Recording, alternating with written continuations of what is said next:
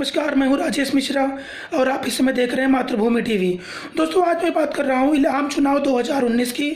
दोस्तों, जिस तरीके से आपको पता होगा कि अमेठी और रायबरेली कांग्रेस के लिए बहुत सुरक्षित सीट मानी जाती है।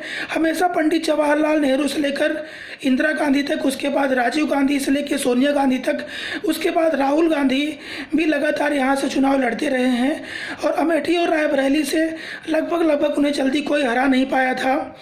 लेकिन आखिर क्या जरूरत पड़ गई कि राहुल गांधी को अमेठी छोड़ करके केरला की वायनाड सीट की तरफ भागना पड़ा। इसके पीछे वजह यह है कि इसमें नरेंद्र मोदी का पूरी तरीके से पूरा माहौल बना हुआ है। उन्होंने जो 5 साल में काम किए हैं, जनता ने उस बात की पूरी नोटिस की है। दूसरी बात, अमेठी की सीट पर पिछले 1947 में भारत स्वतंत्र होने के बाद कांग्रेस ने 65 से 70 साल राज किए। या तो कांग्रेस का शासन था या तो कांग्रेस के समर्थन वाले किसी सरकार का शासन था, लेकिन अमेठी में कोई परिवर्तन नहीं हुआ है।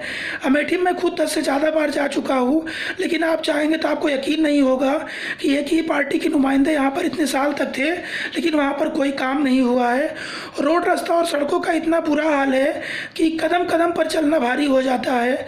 वहाँ पर कोई विकास नहीं हो पाया है, जबकि वहाँ पर एक ऐसा आमूलचूल परिवर्तन होना चाहिए था ताकि कम से कम राहुल गांधी उस सीट को पूरी तरीके से अपने लिए सुरक्षित कर पाते। यही वजह है कि स्मृति ईरानी के लगातार वहाँ पे कार्य करने से, लगातार कई बार चक्कर लगाने की वजह से इस समय राहुल गांधी को सीट सुरक्षित नहीं लग रही थी। उनको ऐसा लग रहा था कि मैं यहाँ से हार भी सकता हूँ। यही वजह है कि उनको केरला की वायनाड सीट का फैसला करना पड़ा और वहां से भी उन्होंने चुनाव लड़ने का फैसला किया है। वैसे राहुल गांधी को चाहिए था कि अपने इतने राजनीतिक कैरियर में इतने साल तक वो अमेठी से जीते, अमेठी के लिए कुछ ऐसा काम करते कि वो पूरे भारतवर्ष के अंदर एक आइडल बन जाता, लेकिन वो खाली उल्टी सीधी बयानबाजी करते रहे। अमेठी के लिए उन्होंने कुछ भी नहीं किया। तो राहुल गांधी को चाहिए कि हाँ, वहाँ भागने से अच्छा है कि जिस सीट से चुनाव लड़ते हैं, जहाँ से सांसद बनकर आते हैं, वहाँ पर बढ़िया तरीके से काम करें ताकि मुंह चुरा करके भागना न पड़े। और बाकी अपने उल्टे सीधे बयानों के लिए तो बहुत अच्छी तरीके से जाने जाते हैं। कांग्रेस पार्टी हमेशा अपने बयानों की वजह से हारती है।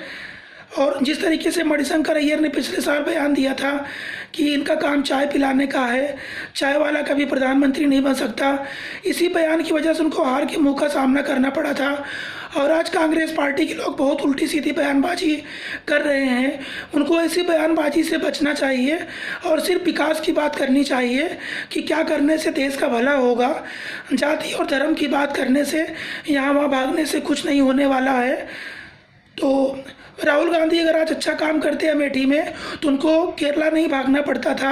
और केरला में भी तेलुगु देशम पार्टी ने उनके खिलाफ उम्मीदवार न खड़ा करने का फैसला किया है और वहाँ पर सीपीआई और सीपीएम इनके मुकाबले में है। चूँकि केंद्र में लगातार वो लोग सपोर्ट करते हैं, तो मुझे जहाँ तक उम्मीद है कि चुनाव में ये लोग भी बहुत कमज़ोर प्रत्याशी खड़ा करेंगे। इससे राहुल गांधी का जीतना वहाँ पर आसान हो जाएगा। आसान नहीं, पूरी तरीके से सुरक्षित हो जाएगा।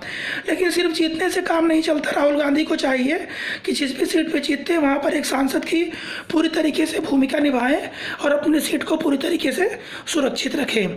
दोस्तों, जैसे ही कोई मिनट अपडेट आपको कल एक नई जानकारी दूंगा लोकसभा इलेक्शन को लेकर के, तब तक दोस्तों आप मेरे चैनल को लाइक कीजिए, सब्सक्राइब कीजिए, लोगों के साथ शेयर कीजिए और देखते रहिए मातृभूमि टीवी।